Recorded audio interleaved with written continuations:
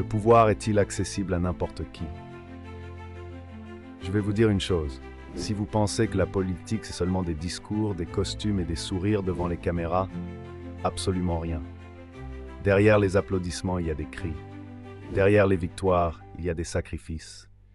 Et derrière certains hommes puissants, il y a des pactes que même la nuit refuse de raconter. Moi, j'étais l'un d'eux.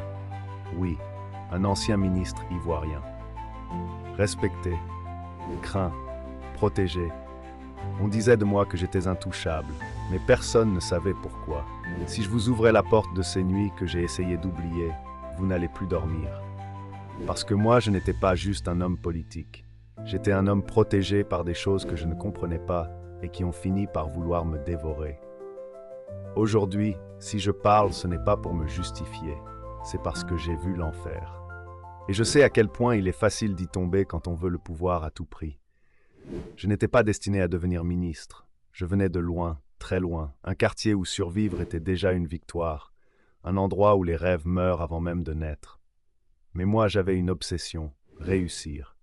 Pas juste vivre, non. Briller, dominer, être au-dessus. Quand je suis entré en politique, j'ai compris très vite une chose. Le talent ne suffit pas. Le travail ne suffit pas. Même la loyauté ne suffit pas. Parce que dans l'ombre d'autres jouent avec des règles différentes. Des règles que personne n'ose avouer. Au début, c'était des rumeurs, puis des blocages, ensuite des choses étranges, puis les attaques ont commencé, pas visibles, mais réelles. Des rendez-vous annulés sans raison, des décisions qui se retournaient contre moi, des alliés qui devenaient mes ennemis du jour au lendemain, maux de tête violents. Et puis les nuits ont commencé à changer. Je faisais des rêves, non pas des rêves, des visites. Je me voyais poursuivi, je sentais des présences. Je me réveillais en sueur avec une fatigue que même le sommeil ne pouvait pas guérir. Et cette sensation constante d'être observé. Un vieux collègue m'a regardé un jour et m'a dit doucement « En Afrique, la politique n'est pour les faibles, mais pour les hommes forts. Tu es attaqué, et si tu ne te défends pas, tu ne feras pas long feu dans ce parti. » Je résistais, je ne voulais pas entrer dans ça. Mais la peur est une porte dangereuse. On m'a conduit dans un village au Togo, loin de tout chez un homme. Après avoir expliqué toute ma situation, il m'a regardé sans parler pendant de longues minutes, puis il a dit « Tu veux vivre ou tu veux disparaître ?» Ce soir-là, j'ai fait mon premier pas. C'est là que j'ai fait mon premier rituel. Le féticheur m'a remis un python mystique. Il m'a dit d'une voix lente que cette créature serait mon protecteur, qu'elle me suivrait partout, invisible aux autres. Mais toujours là dans les meetings, dans les réunions importantes, même dans mes silences. Puis il m'a imposé une condition. Une seule, mais terrifiante. Je devais consacrer dans ma maison une chambre secrète. Une pièce interdite, fermée à toute lumière, dédiée uniquement à l'adoration. C'est là que le python vivrait. C'est là que je devais nourrir ce qui me protégeait. Dans cette chambre, je devais déposer des tissus rouges, imbibés d'une énergie bien particulière. L'homme m'a ordonné de coucher avec plusieurs femmes. Et après chaque rapport sexuel, je devais leur donner de l'argent pour qu'elles s'essuient les parties intimes avec ces tissus rouges. Il m'a dit, c'est ce qui nourrira ton protecteur, le python. Au début, je n'ai pas compris l'horreur de ce qu'il me demandait. Toutes les femmes qui acceptaient ce rituel finissaient brisées. Certaines mouraient sans explication. D'autres devenaient stériles, comme vidées de l'intérieur. Et les autres, sans même le savoir, se transformaient en voleuses d'énergie, drainant la chance et la vitalité des hommes avec qui elles avaient des rapports sexuels, sauf moi.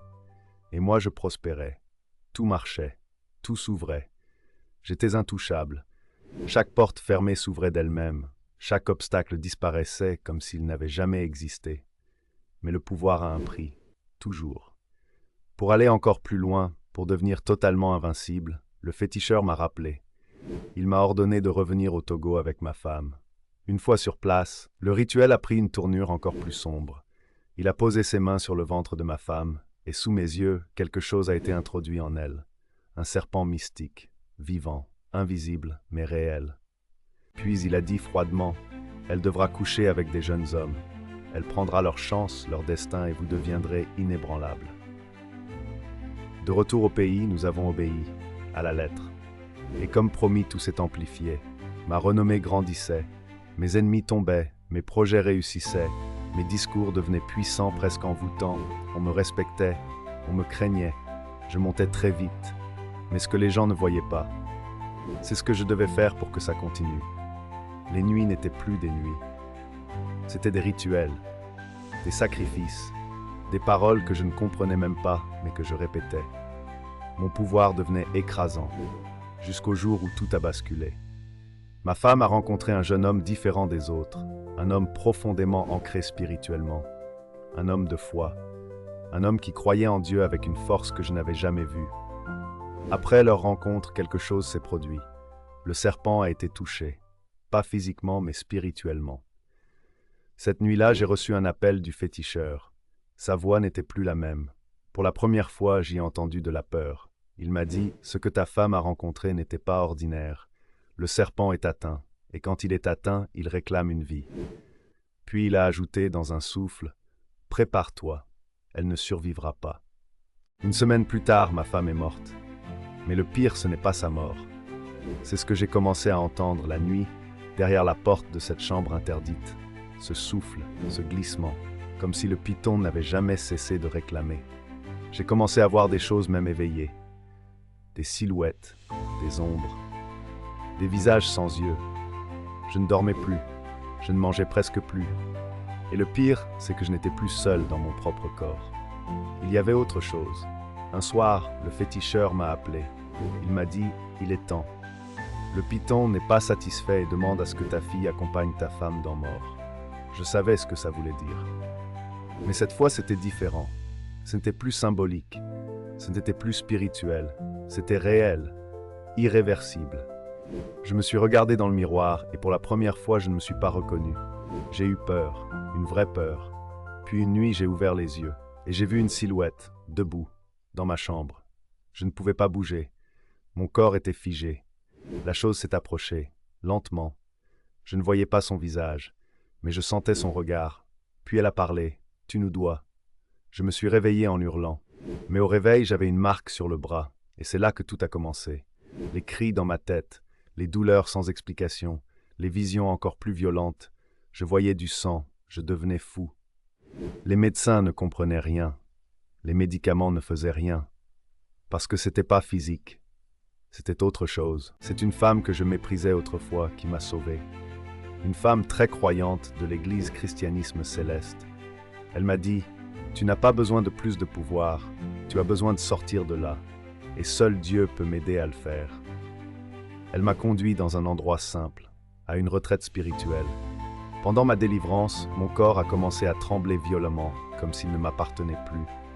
Une force invisible me secouait de l'intérieur. Puis, j'ai vomi énormément de sang et 4 noirs.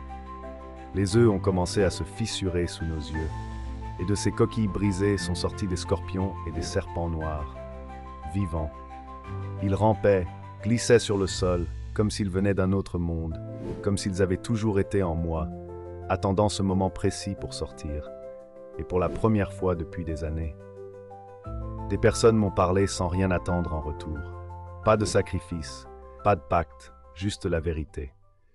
Ma libération n'a pas été instantanée. J'ai souffert, énormément. Comme si quelque chose en moi refusait de partir, comme si j'étais une prison et que quelque chose voulait y rester. Mais petit à petit, les nuits sont redevenues calmes. Les voix ont disparu, et moi je suis revenu, pas le ministre, pas l'homme puissant, juste un être humain qui a retrouvé quelque chose de plus précieux, moi-même. Je ne suis plus ministre depuis 1989, mais j'ai tenu à livrer ce témoignage, avec sincérité et gravité, afin d'ouvrir les yeux de cette jeunesse ivoirienne, trop pressée de réussir, souvent au détriment des valeurs et du chemin naturel de la vie.